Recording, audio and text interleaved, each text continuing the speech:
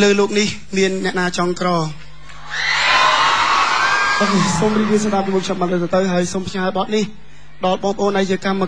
ការនេះរោងចក្រជាពិសេសបងប្អូននៅឯក្រៅស្រុក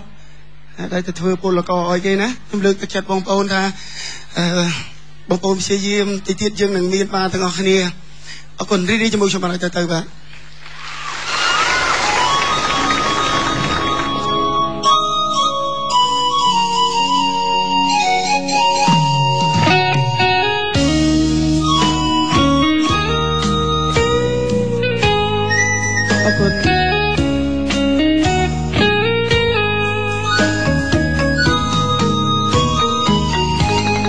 ស្រុកលាស្រែលា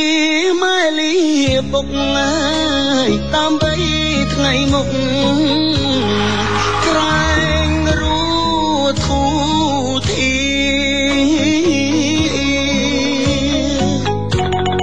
ទៅធ្វើពលករទាំងចិត្តរងាពលទៀនថាលាទាំងទ្រូងស្ទើបាច់ញ៉ើយមកដល់ស្រុកគេនឹកស្រុកខ្មែរណាំងនឹកគូមនឹកទាំងដេកឈោទឹកភ្នែកការងារធ្ងន់ស្រាលខំមិនអល់ឯងព្រោះចង់ឃើញស្អែកជួបជុំគ្រួសារនៅលើលោកនេះអ្នកណា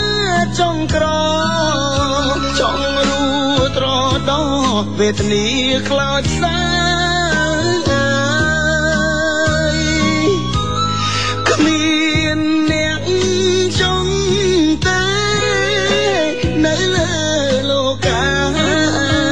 គ្រប់រូបប្រាថ្នាតែចង់មានបានជីវិតអ្នកក្រធ្វើពលករគេអ្នកមានតែងតែរួននៅសុខសាន្តចង់កិច្ចក្រណាស់ចង់ស្គាល់មានបានវាសនាជួយច្រើនបំណ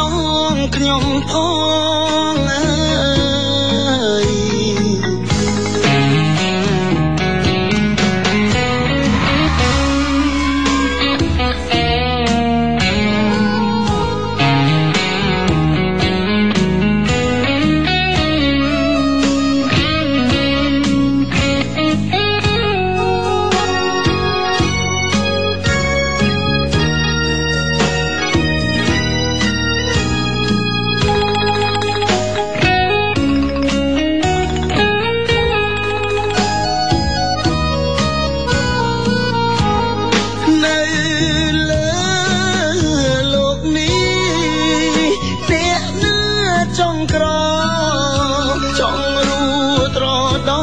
វេទនាខ្លោចសា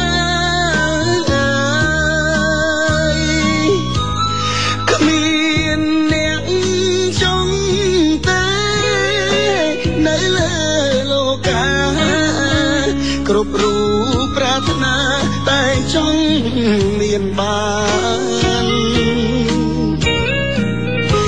ជីវិតអ្នកក្រធ្វើពលករគេអ្នកមានតែងតែរួននៅសុខសាន្តចង់កិច្ចក្រណាស់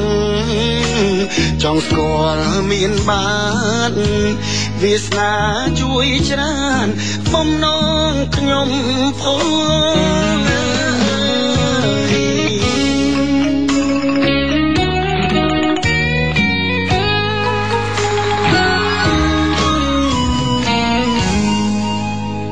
អរគុណ